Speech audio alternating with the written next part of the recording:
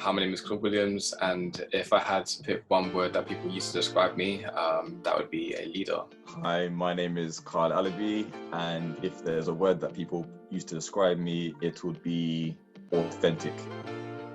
Hi, my name is Emmanuel, and if there's a word that people use to describe me, I think it would be motivational. Thank you guys so much for doing this. I've never done this before with guys, but so I'm gonna prompt you with certain questions, but you guys know how it goes with guy chats. I'm sure you guys will be able to support each other as well.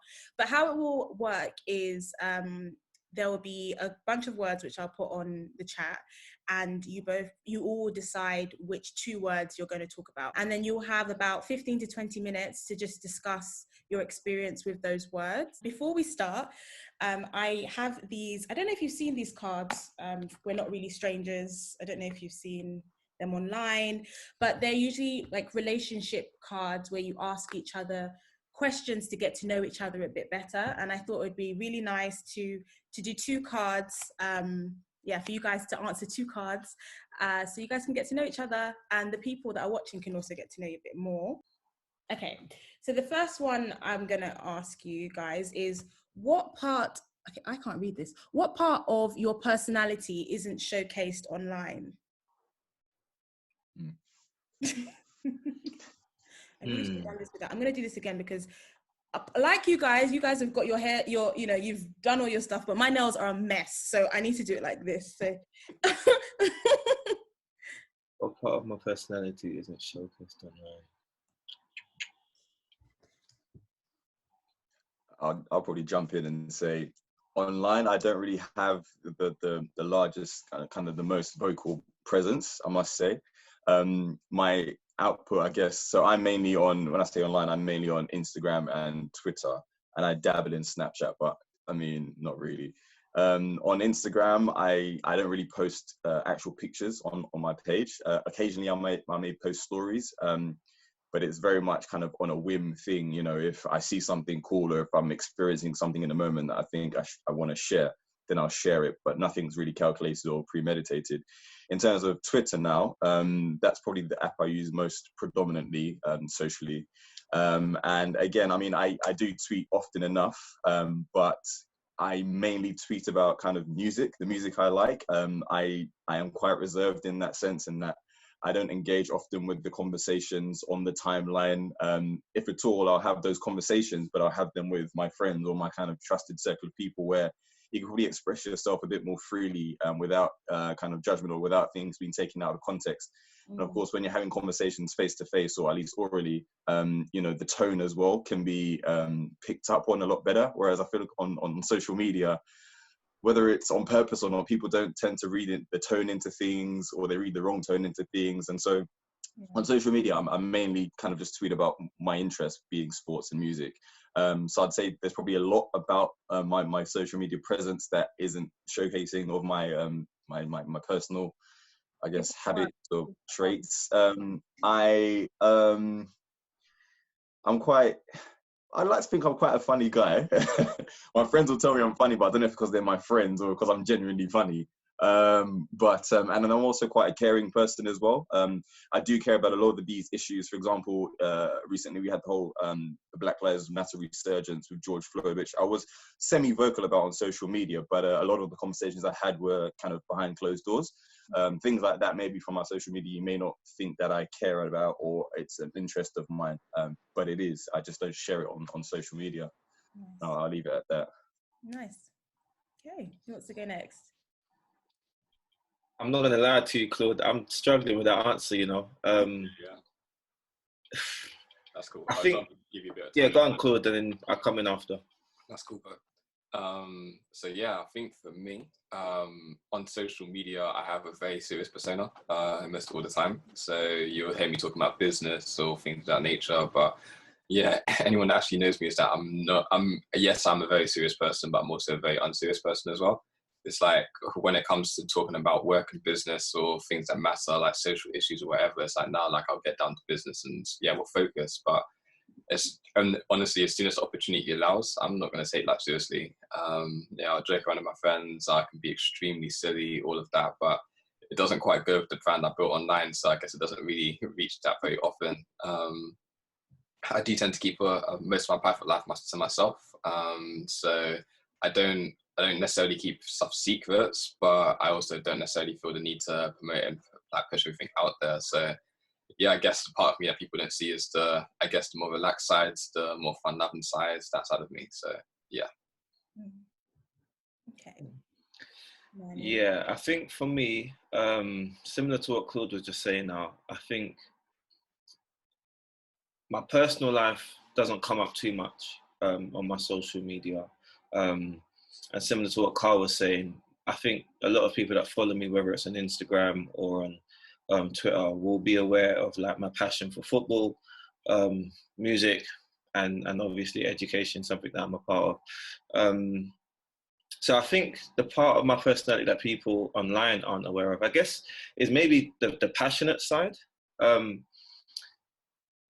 the reason why I say that is because in person, I come across as very reserved. I'm quite a reserved person, very relaxed. And I think I'm like that on the internet as well. Obviously, if there's a topic or a subject or something that I want to comment on, I don't hold back. I'll say that, and I do so confidently.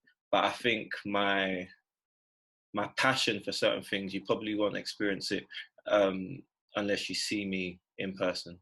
And I think that for me is probably what people don't see online as much. And that's kind of calculated, but also because my general demeanor and personality online, but also in person, is very relaxed. So I think when it comes to things being passionate about me, I think when it comes to me being passionate about things, I think that might take people aback in the ways that I can speak or even react to certain things in person. And even then, that's quite rare. But when there are things that I'm passionate about, yeah, I guess it's a little bit different from what people might expect or see of me on a regular basis. So yeah. Okay, now I hear that. I wasn't going to join in, but I actually think it's actually a really good question. I think people don't see the serious side of me. Not that I'm like very humorous online, but I just can put random stuff. But I'm actually quite a serious, reserved person as well. So yeah, I don't think people see that. So when I put random projects out that are really serious, people are like, "What?" Like, yeah. So yeah, but yeah, thank you guys. I'm gonna send this in the group, in the chat. So these are the words that I put out there. Some of them have already been done, but are there any words or phrases that have been highlighted that you guys would want to talk about? Is there anything in particular when you saw this list? Yeah, for me, I'm open. Yeah, I'm quite easy. I'm open. Okay, well, if you're open, you just choose. Okay, out of the list, which one are you more open to? Aha.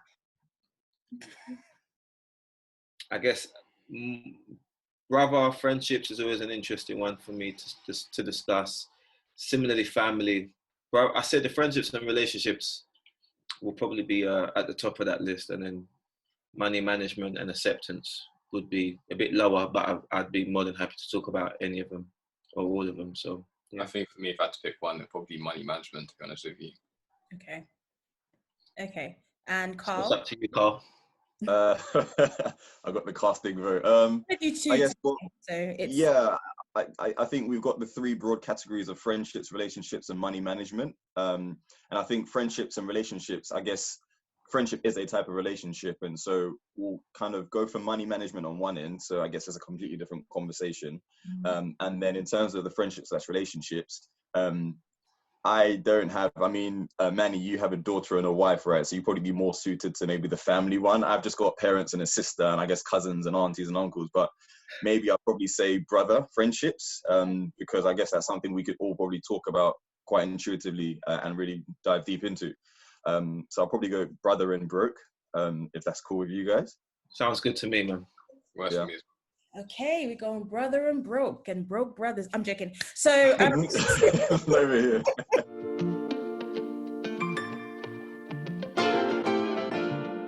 So you guys have decided amongst yourselves that you want to delve into this word. So the first thing I'm going to ask you is, when you were a teenager, when you were younger, did you, like, what was your relationship with the word broke or not having money? Like, what did that mean to your social life, to your normal, like, you know, your regular day-to-day? What did that mean? So for me personally, like as a teenager, it meant nothing. I don't think it was really in my vocabulary. Like, yeah, you would hear it in music and rap songs and all of that, but it's like, yo, like I grew up with EMA. Do you know what I'm saying? So it's like I was having money put into my account every week by just showing up to school, which was helpful. And also back then, like, and even now, I don't need to spend a lot of money on a lot of things. So I was just able to accumulate a lot. I had a job, all of those things of that nature. And yeah, like I think I was able to learn to appreciate the things that I guess are not dependent on money. Like I loved basketball, I loved PlayStation, and yeah, spending time with my friends, my family, and studying. And so it's like, what do I even need money for as a teenager? That was kind of my viewpoint. Okay. For me, broke kind of took on a new meaning into adulthood. So as a teenager, I kind of went out as early as possible. You know, I went and got myself a job. I was working at Burger King. And to me, broke then was when I'm literally on my last couple of pounds, right? I can't go out and see my friends. I can't go out and do these things. And then as you get older, you kind of work in, you know, more, I guess, professional jobs, so to speak. Broke then becomes, instead of being on my last couple of pounds, it becomes, oh, I'm on my last couple of £100 or 1,000, depends on how much you earn. But, it, you know, the relativity of it changes completely. And the meaning of it changes. Broke can mean I can't afford this right now, but it doesn't mean I can't, you know, this is not within my financial capability, if that makes sense. I can probably afford to buy it, but if I do buy this now, I'm going to have to sacrifice purchasing something else that I do need maybe later down the line. So it's an opportunity cost. It's a balancing act. And so nowadays, when I say I'm broke, it's not because I don't have money. It's just because what I would like to put my money into, I kind of reserve the capital for that, and I don't have money for things that I don't deem as necessary right now. So it's changed a bit. Yeah, I think a bit of what's been said already, I think, applies to me. Broke. I mean, I came from a very poor family, but when I was a teenager, I don't think I saw myself as broke. I think similar to what Claude was saying, we were part of like a cohort who were able to have EMA. I don't know if there was anything else we had access to, but we came up in a time where there was some form of benefits that we were able to get. But then at the same time, you know, I think must have been 16. But whenever I was like allowed to work, I got a job immediately because my childhood experience was very much centered around money or the lack of money. And so I knew that, you know, like the minute I was able to actually work for myself, that's something I had to do. I couldn't rely on my parents.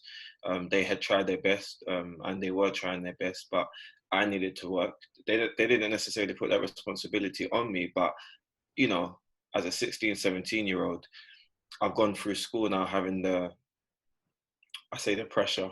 It seems so fickle when you're older now, but you know, your friends are coming into school with the latest tracksuits, with the latest shoes, you know, they're wearing kickers and all these, and your parents are buying you what they think is good and the good quality stuff. And so although I appreciated that, you know, at the back of your mind as a 15, 14-year-old boy, you still have to deal with other boys kind of gloating about the new fancy stuff that they're getting, you know, talking about football boots, you know, getting brand new football boots every 6 months, and you're still there with the same football boots you've had, you know, since year 9, and you're taking it into like year 10, 11.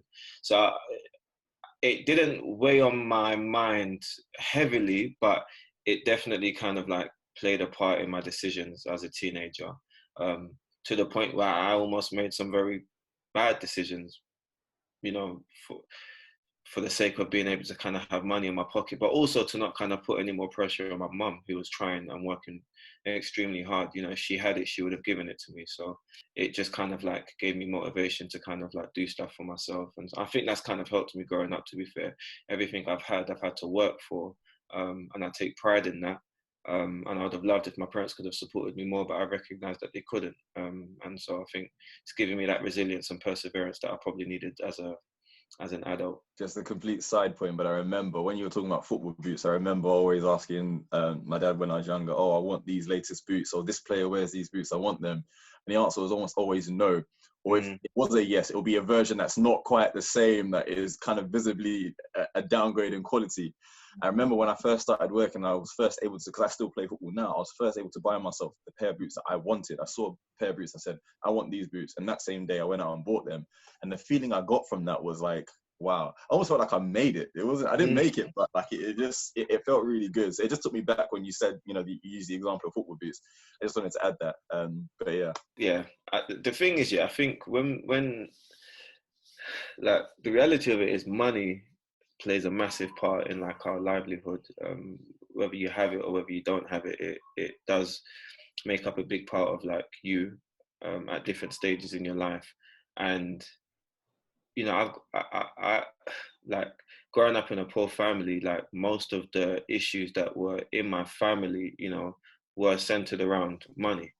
And so in a weird way, it kind of messed me up a little bit as a young adult, because I had this, I don't know if you call it a poverty mindset, but like I had this mindset around money. Like I became very frugal and, didn't want to spend too much money. And like I was afraid of debt, because like I heard like most of my life, like my dad saying, like you don't borrow from anybody, don't take from anybody, even if you need it, you don't take it, blah, blah, blah. And where there was some truth in that, there was some situations where it's like, I'm literally just borrowing my boy's Game Boy and he'd be like, no, you give it back. Like, which was interesting to me, because most of our problems, like I said, were centered around poverty, like debt, having to see my mum figure out how she's going to pay off rent and getting letters of eviction from like the housing association. So I kind of like took that into my adult years and just had a very weird mindset around money. And actually it was my wife who kind of had a very different, but she had a different upbringing to me. And money wasn't so much a problem for her, and her parents have done very, very well for themselves. And I don't know, she's kind of educated me around money. And yeah, like my views around money now are different, in that although I want to save, although I want to, make sure that I'm not in debt and that my family's not in debt, that actually money is there for you to be able to use, for you to be able to enjoy, buying stuff of quality for it to last long, as opposed to you buying something that's going to, be used after a month and then you don't use it no more. So it's just like little things that you just learn as you go up. And I think, our livelihood is very much centered around money, or the lack of money. And I think, again, this is another topic that could just lead into so many different things, because it's impacted so many different areas of my life. So yeah. When you look at social media, what part does it play when you look at the narrative of being broke, or what it means to have, to have made it, to have enough money? Like, what role does social media and the people that are on social media play? Yeah, for me, most of it's so toxic and so incorrect. It's actually very scary, and I've seen how it has really corrupted the minds of a lot of people. Like, don't get me wrong, like there's literally nothing wrong with the pursuit of money. There's nothing wrong with trying to be rich. And I think if that's a value that you have, then yeah, go for it. But yeah, like I think the issue that our generation has, in my opinion, is around time and patience. Because it's like, yeah, like don't get me wrong, some of us are making a lot of money right now. They got nice jobs, they got nice this or whatever. Some people inherited it, whatever it might be. So for some people, they have access to more. But for the vast majority of people, it's going to take some time to get there. And also one thing that I've really been able to see now, once I kind of see behind the curtains of some people's lives, is that it's the messages and the images that they put out on social media is not the reality of their situation. There can be people who like, you would think they're rich from the way that they talk about money, the way that they show things and the lifestyle they live.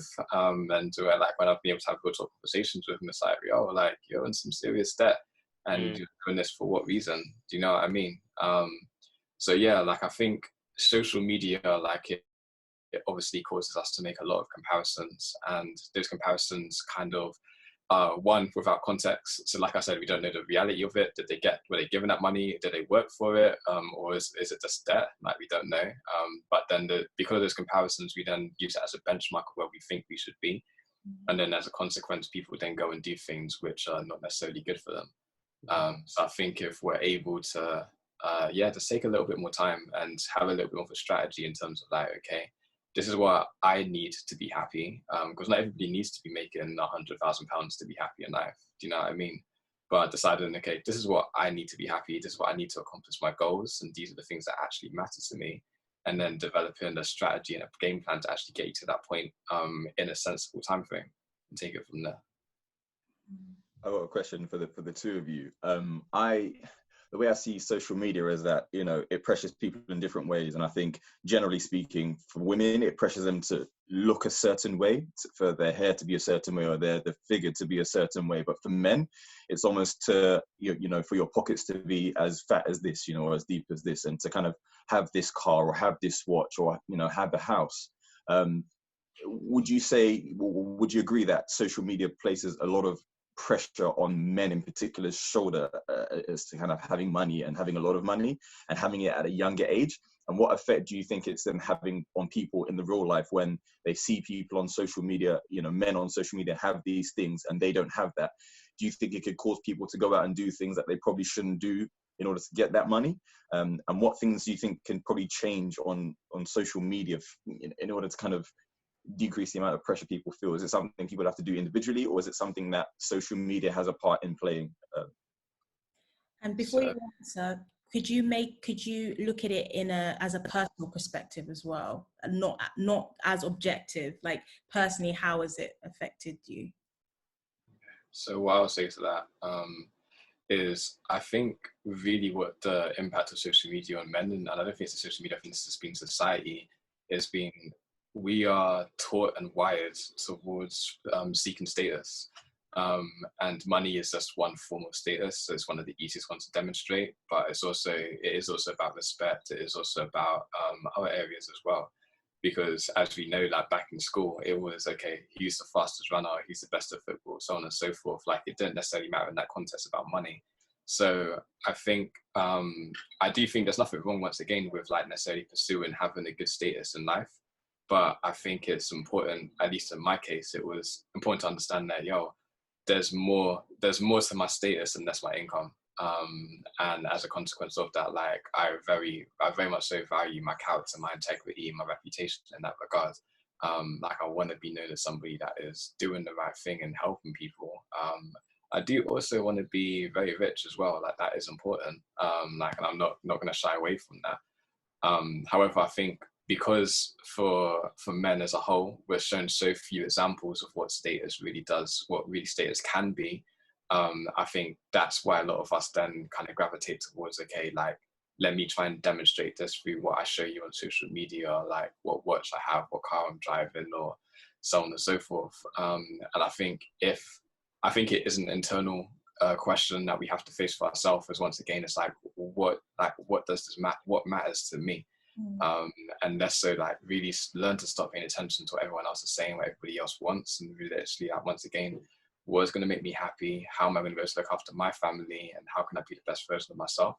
And I think once we're able to, I guess, get our motivation from the internal, get our sense of self-worth from the internal, get that sense of self-love from ourselves, then I think that's when the whole equation really does change. And then for me personally, I've seen this both in my own life and that's the lives of many other people. Kind of, once you're able to turn that mirror to the inside and focus on what really matters, and which, in my opinion, is your health, your mind, your soul, then it's funny, like, the money, the status, and all those things kind of, they end up following. I'm a huge believer that every single external win starts from internal victories. So if we can, as a society, in my opinion, begin to focus on that, then yeah, like, you will find that we get everything that we want, and we don't have to hurt ourselves or other people in the process. Every single external win starts from an internal win. That's a good one. I'm jealous. No, summarized beautifully, to be fair. I don't think I could say too much different from that. I don't think we're necessarily under more pressure than women. I think women have their own pressure to deal with in terms of like appearance and what they're supposed to look like. I won't say particularly black women, but obviously black women being very close to home for me.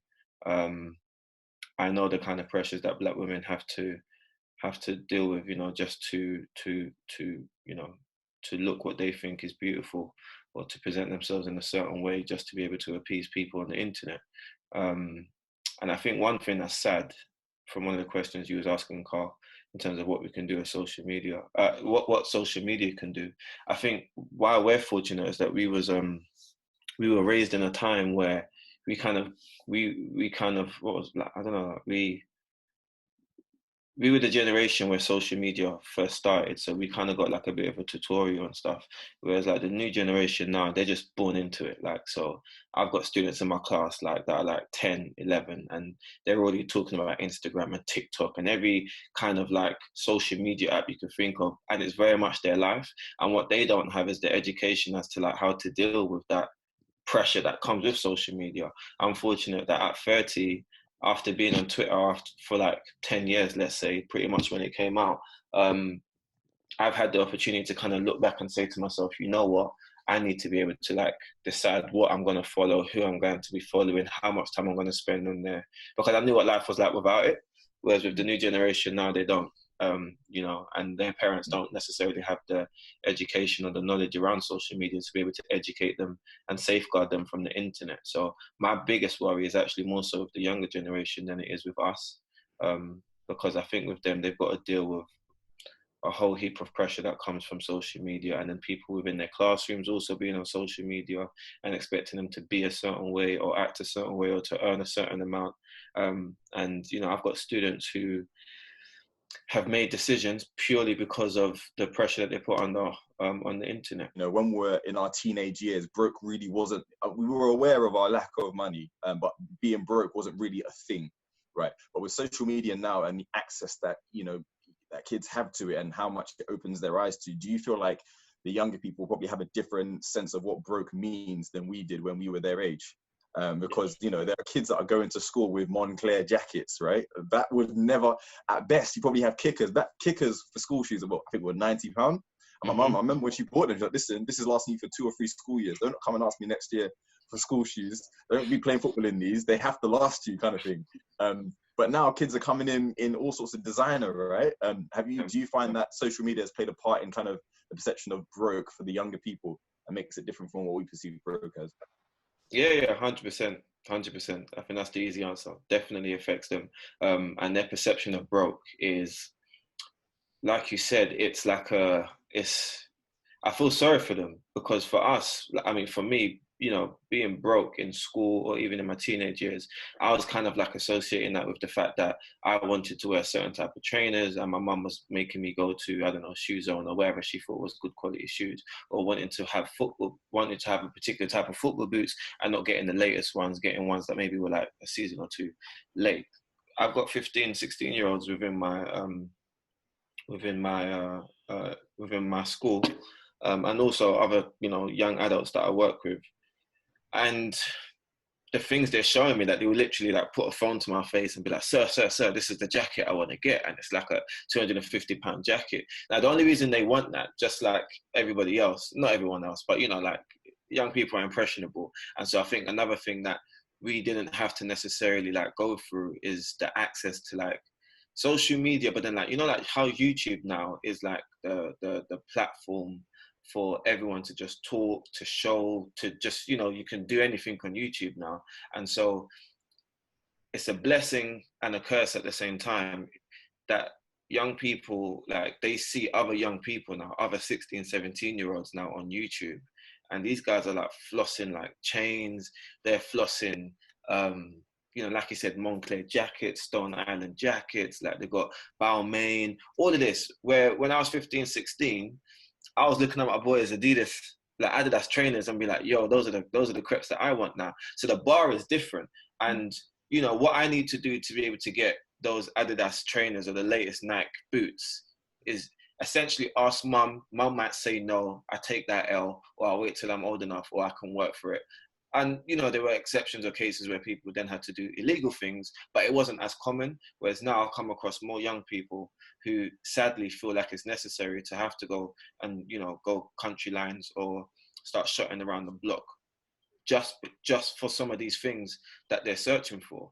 And there's like a real like issue of exploitation happening at the moment, because the young people who think that they're broke because of what they see on YouTube and what they see on social media, they are, I won't say that they're forced, but they're definitely being groomed into making certain decisions.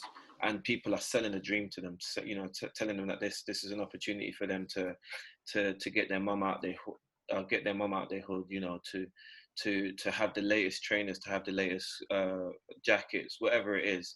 And the reality of it is they've got to work a different type of work that I had to do when I was 17. You know, I'm actually talking about young people who are younger than that. You know, what they have to do at 14, 15 is putting their lives at danger, like literally, like putting their lives in danger, all because they believe that they're broke, and all because they want to then change that. They want to do something about that. And social media plays a massive part in that, because they see their other friends who are shotting, you know, and now driving the latest cars and doing whatever, and they think, yeah, you know what, I need to do that. And so I think it's a real problem, because the people that I used to look up to and adore were so far removed from me that I didn't necessarily think it was necessary to then go out and do certain things to get to where they are. Whereas with the young people now, they might see someone that they grew up with in their block, or someone that was in our school and has left school and started shotting, started selling drugs, started doing certain things. And they're like, well, if it's that easy, I'm going to join, I'm going to do that as well. And that isn't the case. It isn't that easy. And their lives, unfortunately, are wasted away when they make these decisions more often than not. So social media definitely plays a part in the perception of what broke is for these young people, because the things that they want to obtain,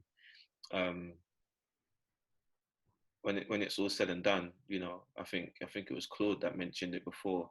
You've got years to work towards that. Why would you need to make a decision now at 15 to get that, when actually, if we just do make the necessary steps and we help you to get there, you know, you can achieve that.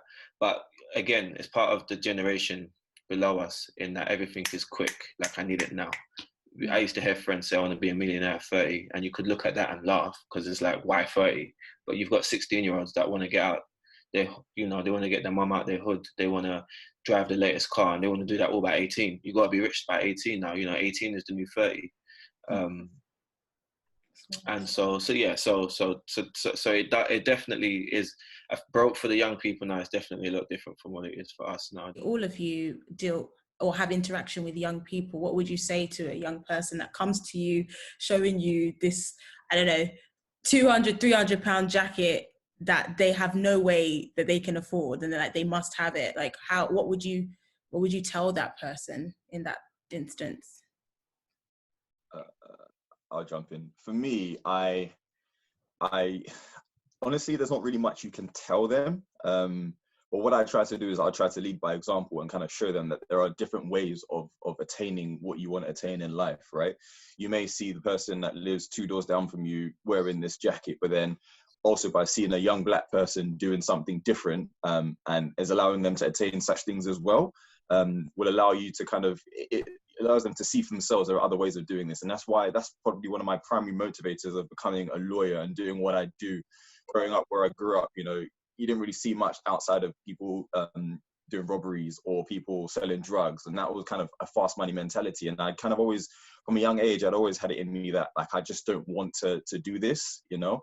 And lucky enough, I had good role models around me to show that there are other ways of doing it. And I thought those role models I had in my life, you know, those uncles, or there's just those older people that just saw in me, I had something different and wanted different for me. I think they played a massive part in me not going down that route. And I think for younger people, I'd like to just use myself as a way of showing them that, listen, there are different things you can do, right? You can't just tell them, oh, you know, don't go and sell drugs. Well, why not? Because selling drugs is bad. Yeah, but this person has this car and he sells drugs, so it can't be that bad. You know, you can't reason with them as you'd probably reason with someone who's seen what you've seen and experienced what you've seen. So I think it's always best by action, and that's kind of through your action and putting them in touch with people that do different things. Thank you all so much. This was really insightful and very reflective, and it just shows basically what the work that you all do individually as well, like for these young people and for just men and women as well. I know this is an issue that men tend to face. Like, yeah, we are crap often at communicating our feelings, but I think that's something that has to change. And I think that's, I think as long as we kind of just accept it as that's who we are as men, then yeah, everyone's gonna suffer. Like, yeah, we will suffer as individuals, our friends will suffer, our partners will suffer, our children will suffer, because it means that we can't be the best versions of ourselves.